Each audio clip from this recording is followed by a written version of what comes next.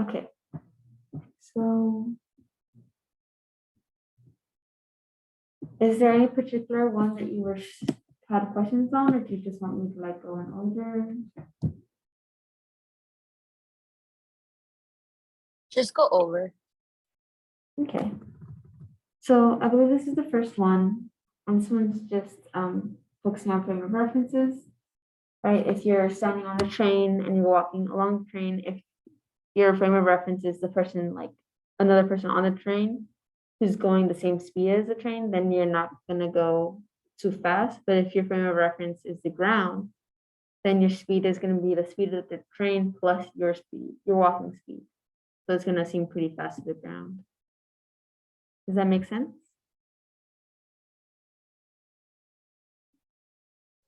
Yeah. I think it's like the also with the equation being like, I know she said there was two similar equations. We just use one of them and we don't use the other one when it comes to displacement and like finding the distance. Yeah. So, right, this is for your x displacement, just along the horizontal axis. I don't know what the other equation is. If anything, I would guess it's for the y-axis. But basically displacement is your end value minus your start value. And that's going to be generally true for most state functions, right? Because for a state function, you're looking at the start versus the end and nothing really in between. So yeah, that's just the end point minus the beginning point. And if you were on the y-axis, then it would be like y2 minus y1, however.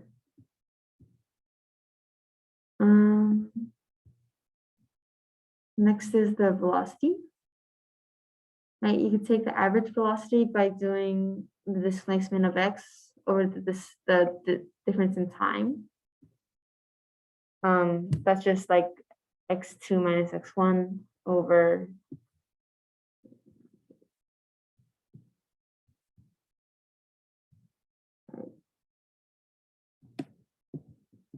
x2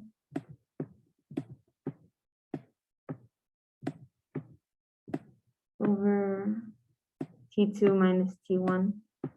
The way I remember this stuff, especially for the acceleration velocity, is that, okay, I know that for x, the units are meters, right? And if I want to see like what changed or how much x I changed, then it's going to be, okay, well, I have point A and point B, and I'm going in that direction. So then this is my end point, which is going to be technically the bigger point, right? Because with direction, you can't really have a negative. Because you can't be like, oh yeah, I walked -5 miles. You either walked 5 miles or you didn't. So then it's this point minus that point. And same thing for t, you can't like go backwards in time. So you got to start with the bigger time, which is the end time.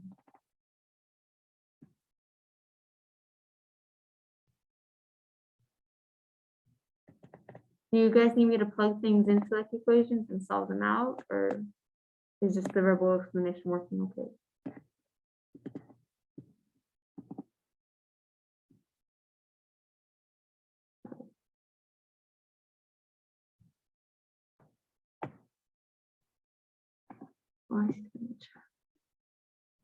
Okay. So for this one,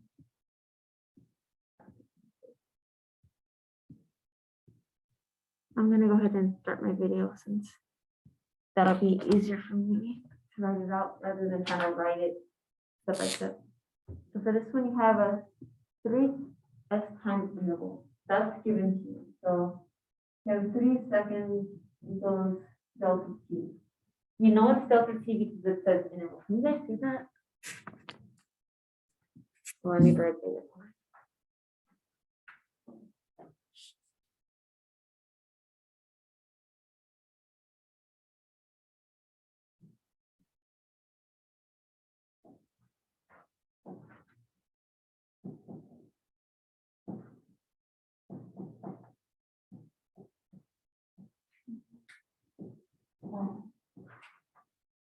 You guys see that now? First.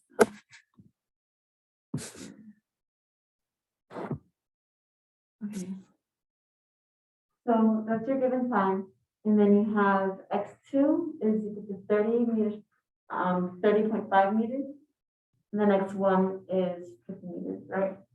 So you know for velocity, the units are meters over second. You know that x is used for meters and it's used for time. And you're looking at the average velocity of change over a certain distance. So you're going to go delta x over delta t. Delta just means the change, like, or difference between them. Again, you can't go backwards in space or backwards in time. So you're going to do the biggest number first. I say biggest meaning like you don't really want x to be negative.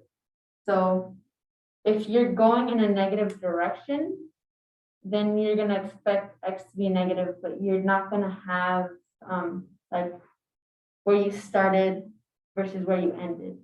Because where you ended is the big number because you did that movement to get there, if that makes sense. So basically just always put the end value first when you're doing like deltas. So then it's going to be x2 minus x1 over delta t was given to us. If it wasn't, then you would do P2 minus P1. In this example, the x2 is 30.5 meters and the x1 is 50 meters, right? Because the person is going in the set axis, because we're defining our axis as this is the positive side and this is the negative side. No, wait. Does that look right on the thing? I think on Zoom camera, it would be. Oh shoot. Is it backwards for all of you guys? It is, isn't it? No, it's actually fine for me. I can see it regular. Oh, okay. Well, hopefully that helps. Do you have a darker marker? No, Okay. this is the darkest one there is here.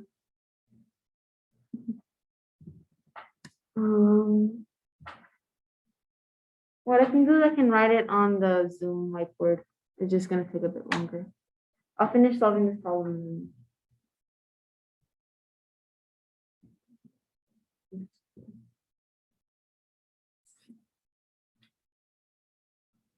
You have to define the axis, right? The positive side here and the negative side here. And then the runner is going from 50 to 30.5. So it's going in the negative direction. That's why your x is going to be negative. But then you do this delta t.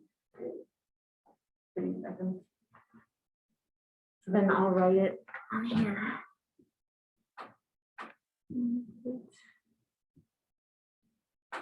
Then we'll have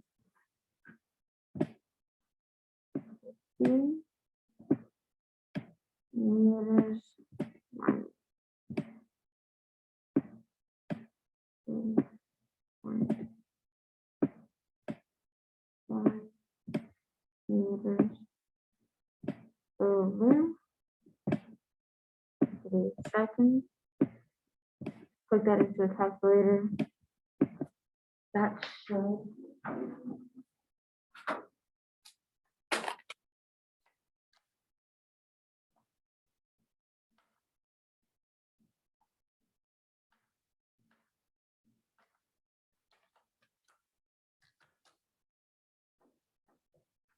give you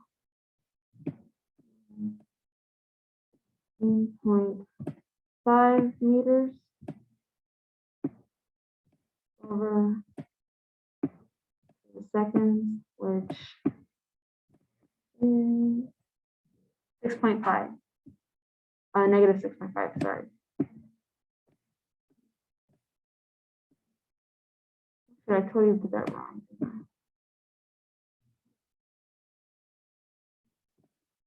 So this first part, I put in the start instead of the last one. So it should be 5 meters minus 50. Because you're ending at 30. And so to properly mimic the displacement, you have to put where you ended first. And then we started last.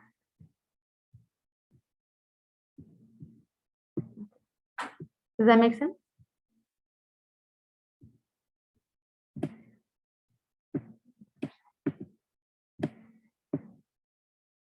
I'm gonna move on to the next one. So then this is another average velocity one. But for this one, you're trying to calculate the distance using the velocity instead of just calculating the velocity. So how far can a cyclist travel in 0.5 hours? That's your T.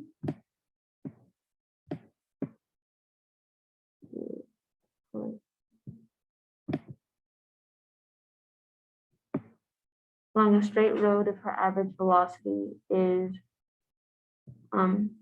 18 kilometers per hour.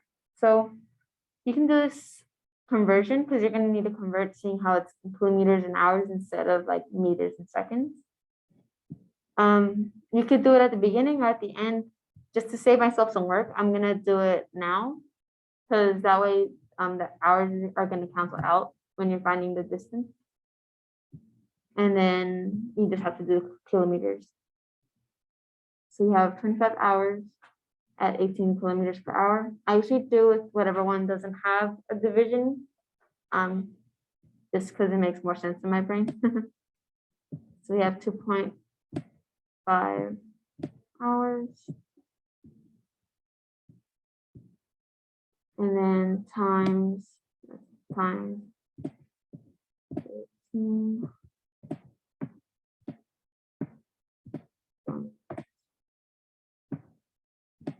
per hour, right? So it's 1 hour. And this is how the hours will cancel out right here. Because you're dividing by hours, that just goes away. And then if you had converted it, it would still be like the same ratio. So that's why I'm feel comfortable doing this. And then because you still have those kilometers, I'm gonna need to convert over to meters. I could do this by solving this directly. And that gets me whatever value gets me. Or I can do the King Henry died by drinking chocolate milk. Let me type that up here. So King Henry died. Put a space into it. By drinking chocolate milk. That's about as far as we need to go for this example. And then to start to kilometers, you want to get to meters because this is your base unit.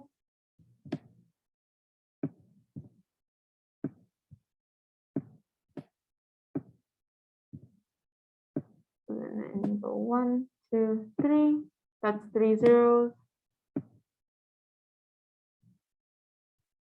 So then over here, you're gonna go, okay. So meters is bigger than meters. So that the meters are gonna get the 0. Then you go 1, 2, 3 zeros, and that goes to the meters. Kilometers has to be at the bottom so that it can cancel out with the kilometers in the problem. And then you cancel those out.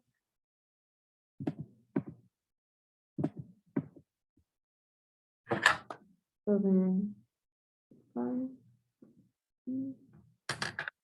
if you hadn't done this yet, that would give you 45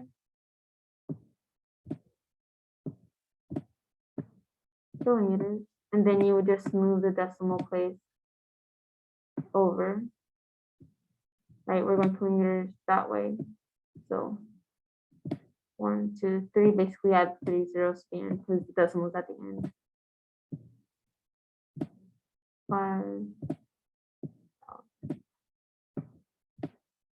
meters. And then if you had already multiplied it by the 1,000, it should give you the same thing. Cool. Does that make sense for everyone?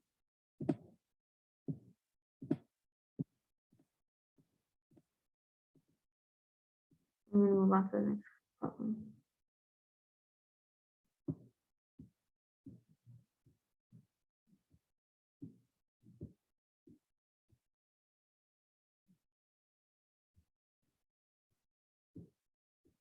Okay.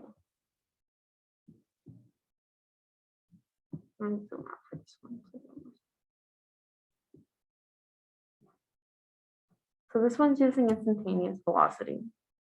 And you have a function given by this equation that's highlighted in red. Okay, I don't think that's right here. Right. So you want to see displacement of the engine during the time interval. You can do that by plugging it into x twice. Or plugging it into x twice and then subtracting those 2 times. Because you don't want to just go, okay, 5 minus 3 seconds is 2 seconds, because then that'll get you before it like it won't be in the right trajectory if you don't know for certain that like your velocity is constant. Here, in fact, your velocity is not going to be constant, because if you were to take the integral of this, you would still have a t in the equation. That means velocity is going to change with time, and that means you're going to have an acceleration, right? So that means that as you go further, your rocket will move more within the time span that you have.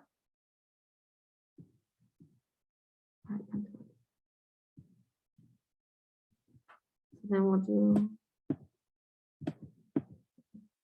one.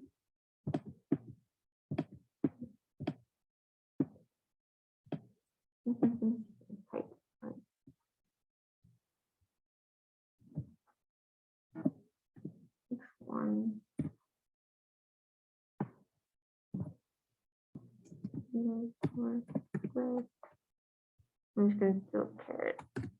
That just means that it's the power of and then times 3 squared.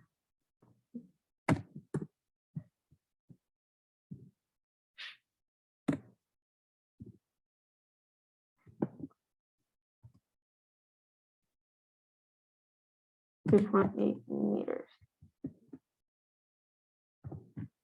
which should equal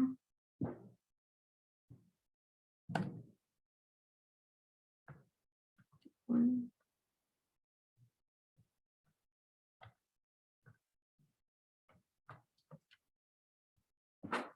21.7 meters.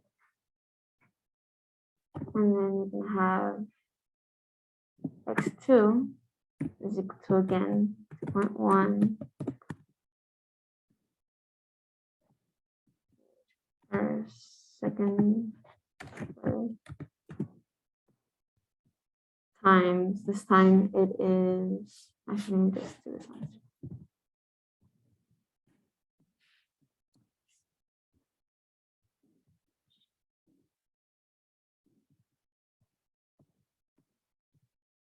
Two, 5 seconds.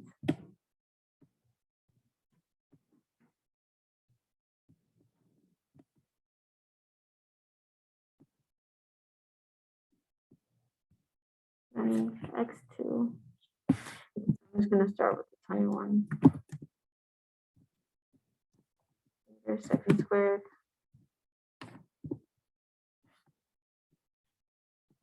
times 5 squared plus 2.8. That equals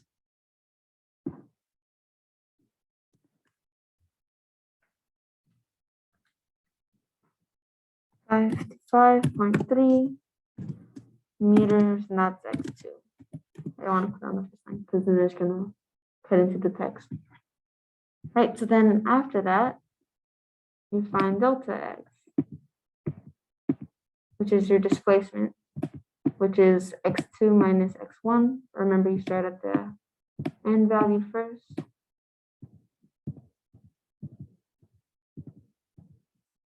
One. I'm going to type that in here. 55.3 meters minus 21.7 meters, which equals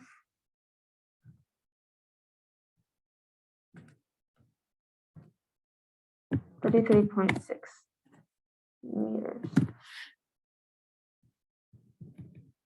Cool. So then that's section A for this problem. Let's label that, yeah.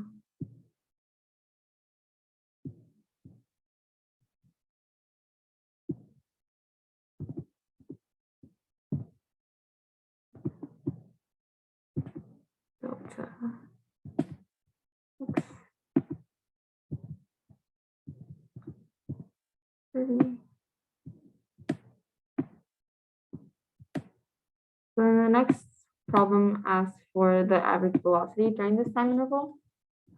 So basically, you're just going to take your value from A, and then you're going to add in the over t. So let's say velocity is the same as delta x over delta t, and you can check that by going, okay, let's see, x units are meters, and then t units are seconds, which gives you meters over seconds, and yeah, that's the unit for velocity. So we're good there. So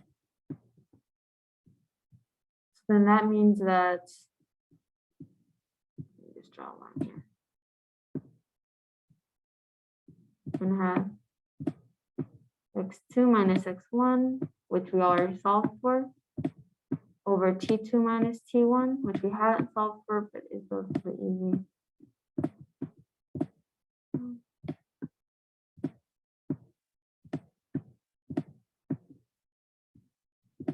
Then I'm going to type those in. Typing is faster. So I'm just going to do 33.6 meters since we already calculated for it, over 5 seconds minus 3 seconds, which is the same as, what, 2 seconds?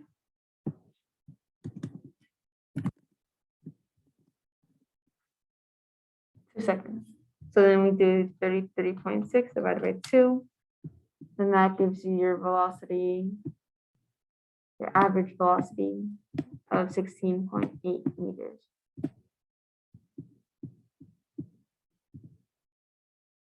Cool.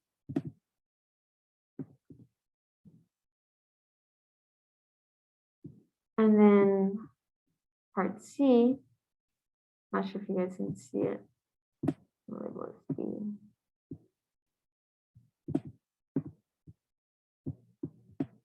Usually for like doing the average velocity, we do V av, just to show that's the average.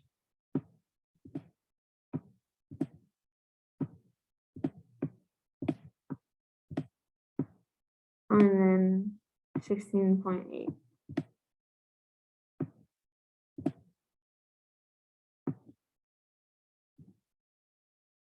And then we have, let's see. Is everyone done with part A so I can erase it? Yes. Okay, cool.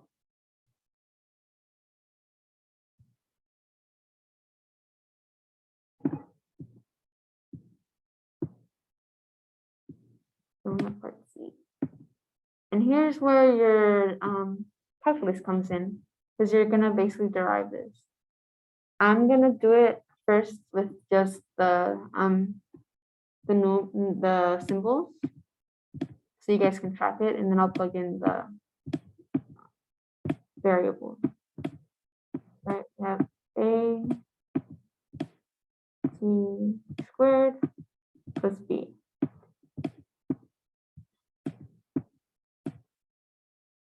I'm gonna change color. So we're gonna assume that b has like a t to the 0 power, because then you're gonna take that 0 and multiply it down here. And then here you're gonna take the 2, multiply it down here, and you're gonna do -1.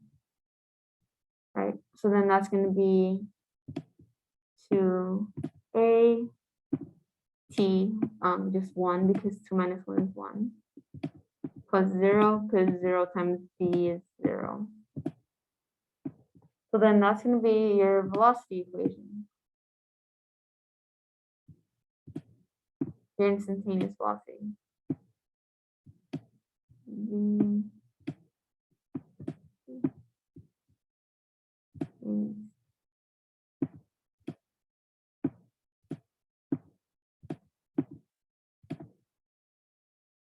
Cool.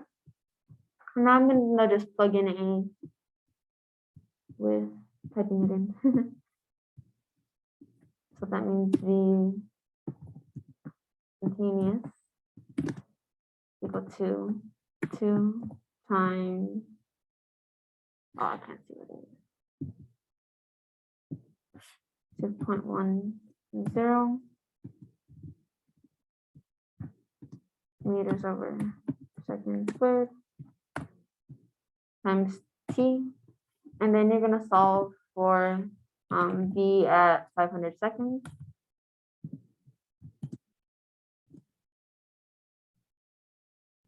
I guess I could finish this off.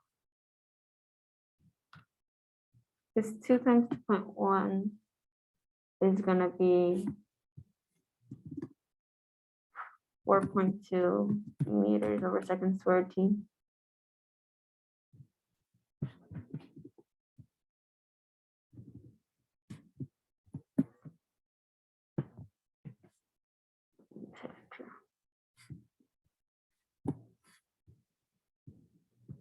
So then at 500 seconds, you just plug it in 4.2 meters per second squared times 500 seconds, which that's going to equal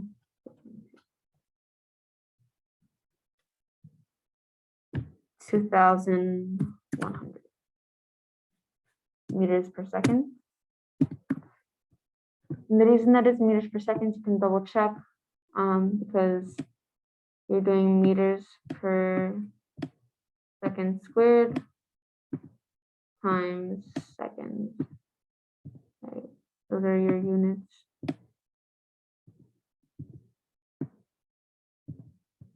And then the seconds are going to cancel out. Well, the second's going to cancel out. Remove one here. Cool. I'm going to clear all the drawings.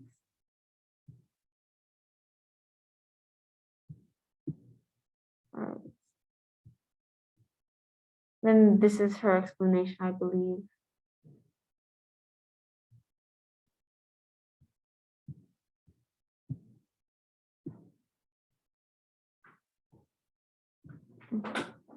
And then acceleration is just the derivative of velocity. No, yeah. Because what a derivative is explaining is the change, right? So velocity is the change in x, and acceleration is the change in velocity. So the car accelerates along a straight road. What is the magnitude of its average acceleration? Magnitude is usually just the value of like how much it has changed. So if it asks for magnitude, you usually want to give the direction and the weight, like what direction it's going in, and then like the amount that it changed.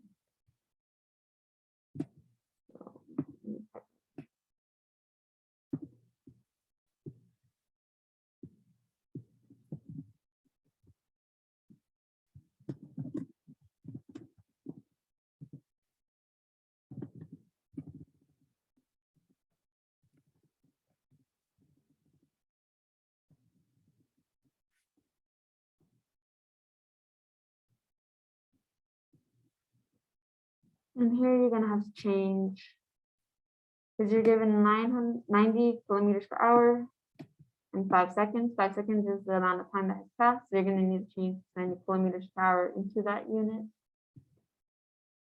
Let me do that over here.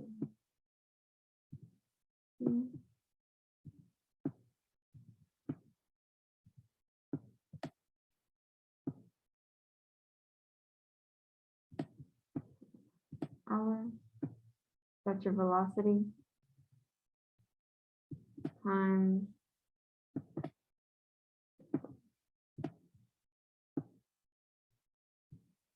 you have 1 hour, and in 1 hour you have factor C does like 3,600. I never remember that. I just go the long way and go 1 hour has 60 minutes. And then 1 minute has 60 seconds. It's the same thing.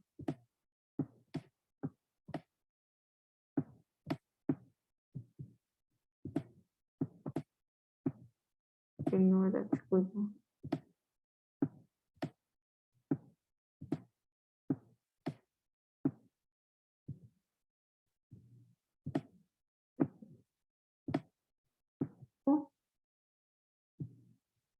And then that's gonna end up, oh, and then the kilometers, right?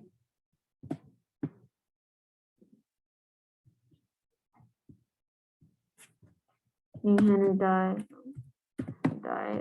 by, that's about as far as we need to go for now. And that's 1, 2, 3 kilometers goes at the bottom because it's larger. Sorry, kilometers gets the 1 because it's larger, and it goes at the bottom because it's on the top over here.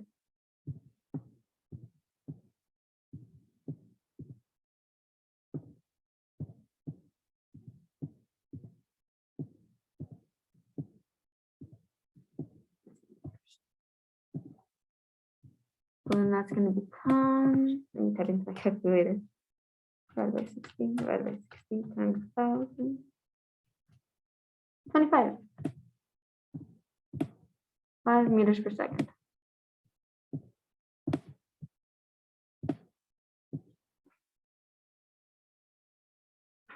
So then you're just going to do acceleration is delta V over delta T.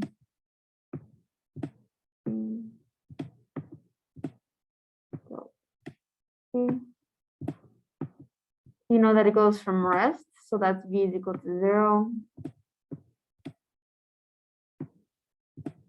And it shows it in the diagram too, right here. And then into 5 seconds, you're assuming you start at 0 because you didn't get a start time.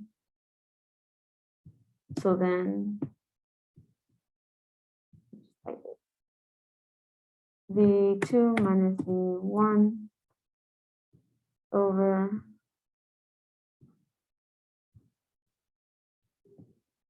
T2 times T1 is the same as 5 seconds minus 0 seconds. This one is the same as 25 meters per second, 25 minus 0 seconds. So ultimately it's just 25 divided by 5, which is 5, I believe. I'm gonna put in the calculator because I doubt myself.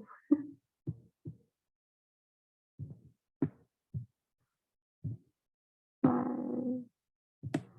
meters per second squared. That's squared because you have meters over seconds over seconds, which is technically over 1. And then how I do this is I go, okay, these two get grouped, these two get grouped, and then that becomes meters times 1 over seconds times seconds, which is seconds squared.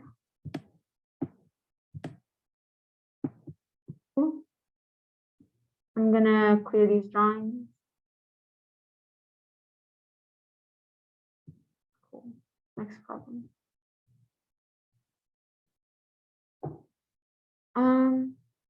Do you guys want to go over the conceptual problem? You guys understand that?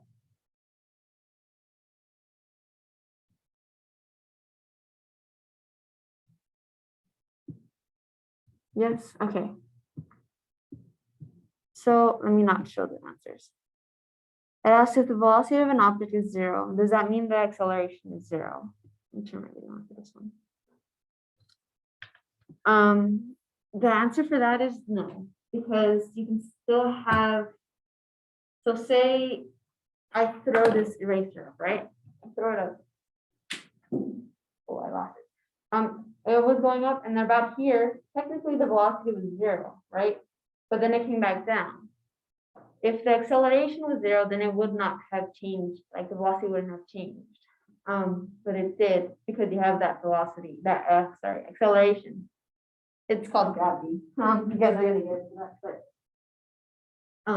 same thing for going like straight and then coming back. Like if you're going one direction and then you start to accelerate that way, you're gonna start slowing down until you come to a stop, and then your velocity is 0. But then you're eventually gonna start going that way. So if acceleration is 0, then velocity doesn't change, basically. But if velocity is 0, then that does not necessarily mean acceleration is 0.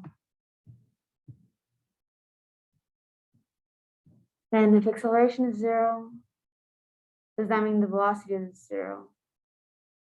No, that's also not true. Because velocity is describing the change of position, of displacement. X is like position, right? Velocity is describing changes in x, while acceleration is describing changes in velocity. So even if the velocity is constant, you're still moving, you still have a velocity, but your acceleration is 0 because you're not changing that speed, right? So like, see, this is VT, velocity over time.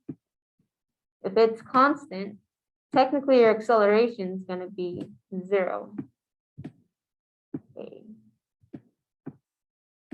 Acceleration is going to be like down here, 0, right? But if your velocity was 0, then you can still have like an acceleration.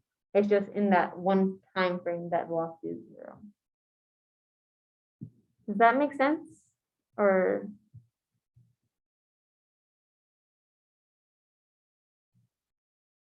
okay. This is kind of from calculus, so I understand some of you guys. Oh, I have chat question. Okay, cool.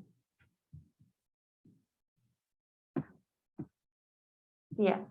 Basically, the derivative is describing the change of the thing that came before it. So if it's 0, then that means it's just not changing anymore. That doesn't mean that it can't be constant. Like, because if it's constant, then it just stays there.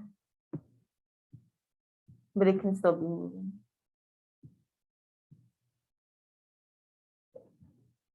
Corresponding down. This is the acceleration is going this way, but you're going this way. So eventually you're going to come to a stop and then go that way. Right. Initial velocity. Initial, that tells you V1 right there. That is a bad circle. And it takes 5 seconds to slow down to V2. Then what's the average acceleration? So again, you're assuming 5 seconds is delta t, because you're assuming that you started from 0 seconds.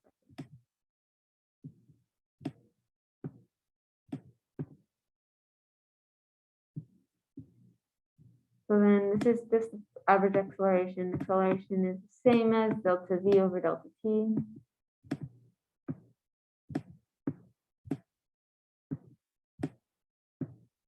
Delta t was given to us. and delta V is the same as V2 minus V1.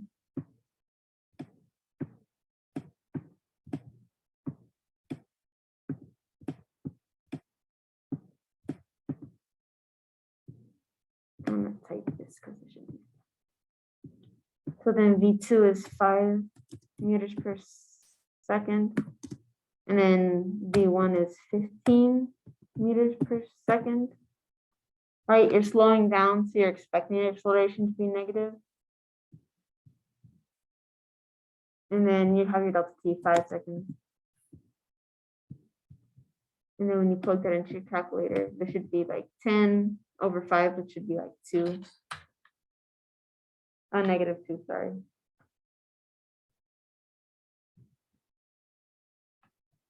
Yeah, negative 2. There's 2 meters per second squared.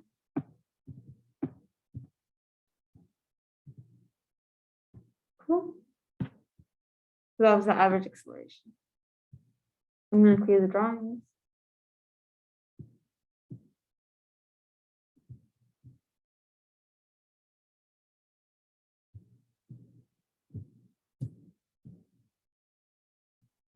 Okay, I believe that's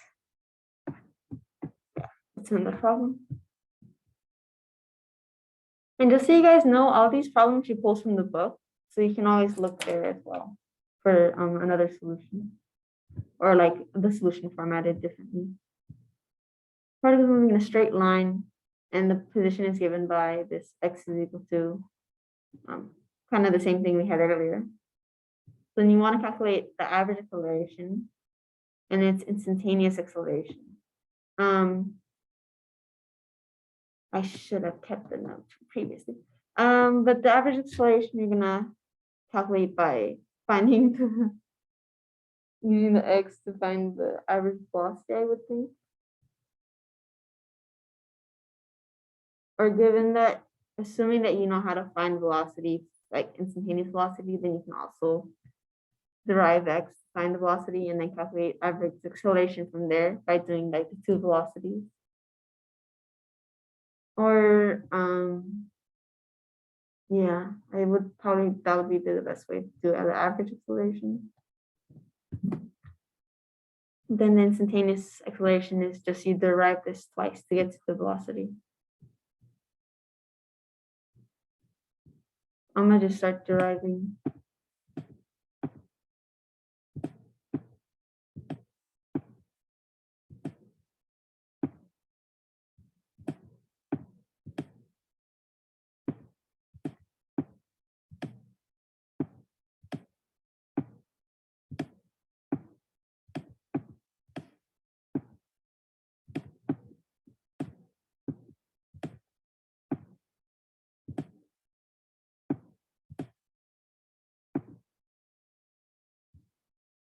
And we're gonna have this 2 come here in front, gonna multiply, -1. This one's gonna be like a 0.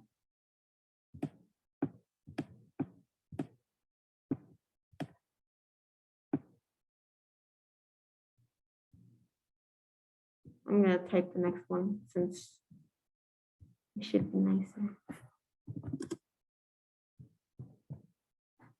2 times 2.1 is 4.2. T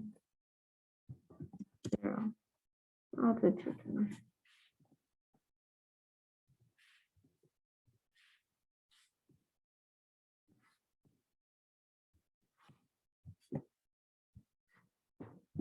Which equals 4.2.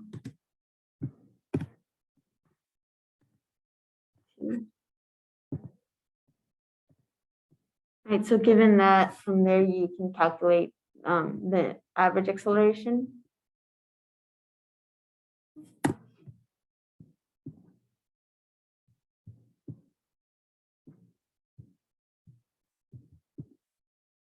By doing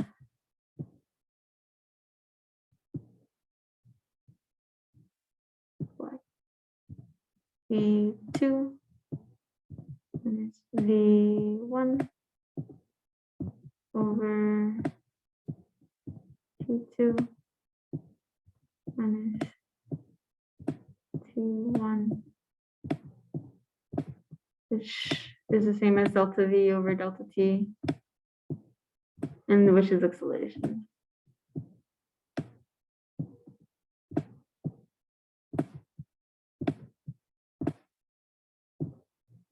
So acceleration, mind you, this is the average one.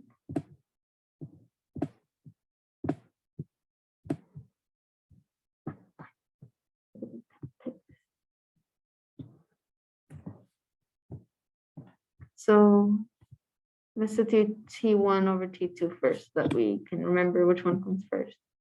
T2 is 5 seconds, and minus 3 seconds. That's your T1 minus T2. T2 minus T1, sorry.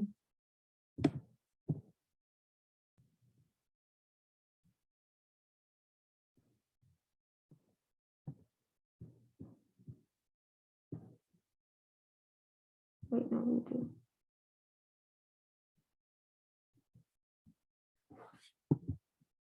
Then for V2, that's 4.2 meters per second squared times 5. You can put all of that into parentheses so that you can keep track of it. Minus 4.2 times 3. Extend this out. Cool.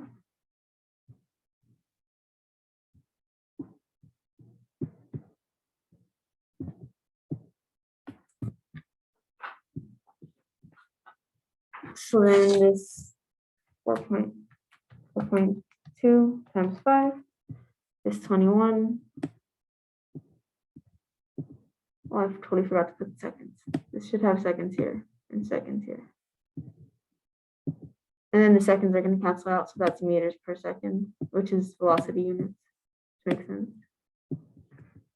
And then 42 times 3 is 12.6.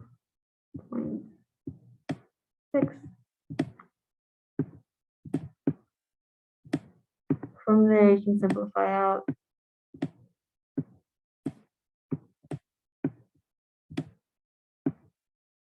Not a 4, that's an 8.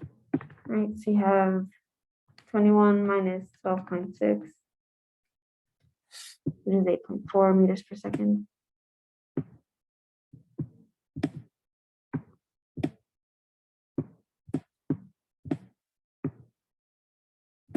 And then 5 minus 3 is 2 per second. That's going to give you 4.2.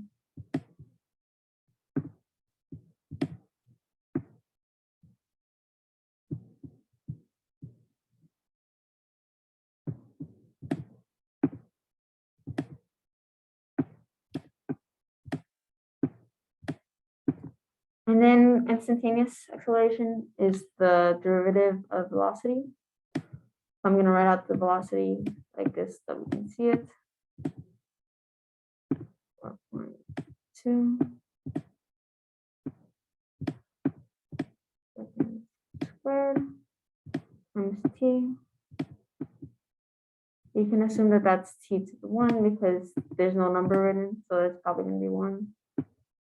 You're going to multiply that by 1 and then subtract the exponent by 1. So then acceleration goes 1 times 4.2 meters per second squared. And then there's no t because that became 0. And t to the 0 is 1. Which gives you your acceleration. Because there is no t in your acceleration, then that means this is a constant acceleration. It's not going to change with time. So this is your instantaneous acceleration for any of this problem. So there's no t for you to plug it in. So it says find it as a function of time, but it's just going to be constant. Alrighty, I'm going to clear the drawings, and I think that was probably the last one that we can cover today, because we have like 8 minutes left. Are there any other questions?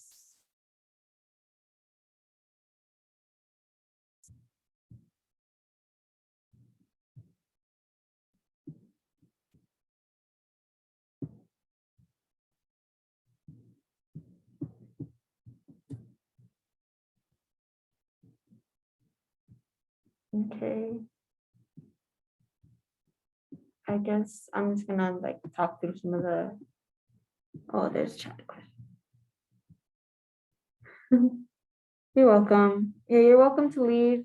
I'm gonna probably just talk through some of the next slides, if no one else has any questions.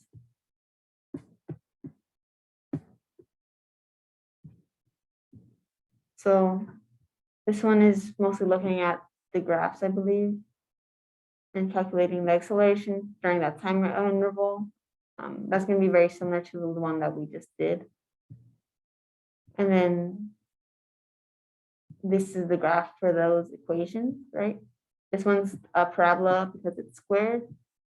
It doesn't look like a parabola, but it is because like it comes out this way, but you don't go negative in time, so it just is not going to do that here because you didn't have it's the same problem as before because you didn't have like a constant afterwards, so it was just like whatever is multiplied by t. That means when t is 0, your velocity is 0, and then it's going to increase linearly with t. Then your acceleration is constant, so it's just not going to change over time.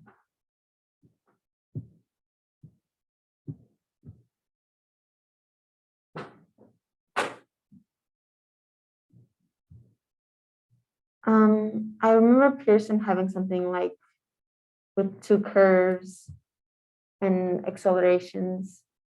But I think that's more with gravity. But basically, the faster if you accelerate really fast at the beginning and then slower later on, you're probably going to go farther because you accelerated, which up your velocity. And if at a higher velocity, you go faster, like you cover more distance in less time. Versus if you were to go slowly and then speed up at like near the end, there's still that distance that time that you could have been going over more distance, basically. So this one's asking the average acceleration, instantaneous acceleration, total distance for the 2 cars. So this is like a velocity versus time graph. So if we look at the graph, this one in the middle, we see that car A goes faster to begin with, and then it goes slower, but it's probably going to cover more distance because it already started off faster, and because it was going faster, it has more area underneath the curve. So if you don't remember integrals, and then this is the basic integral, is the opposite of a derivative.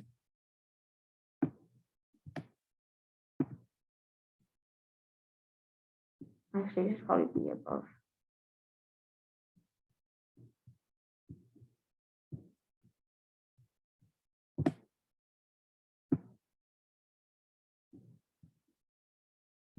Oops.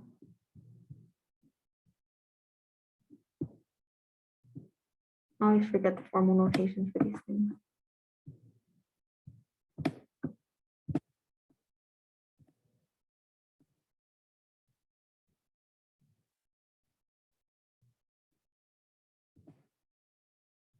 Right, so these two are interchangeable.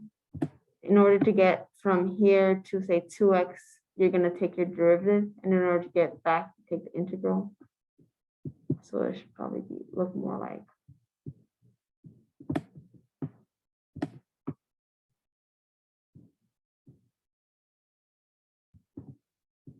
to go down, you do the derivative. Probably gonna be dt here. Then to go up, you take the integral.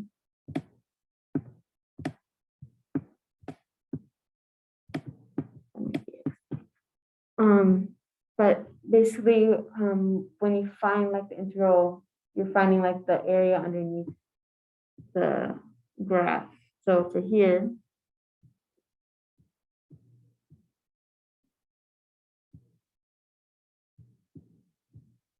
this area under the graph would correlate with,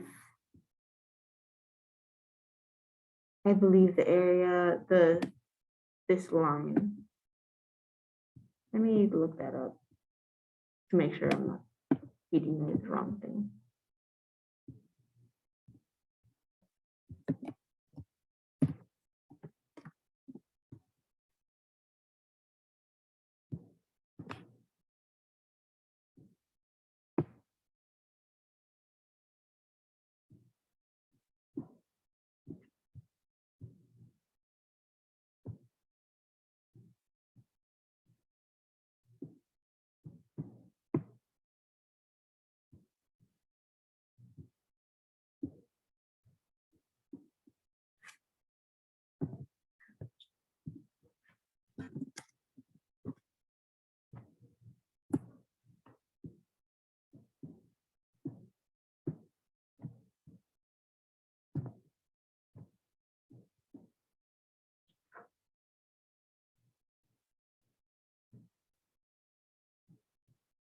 Okay.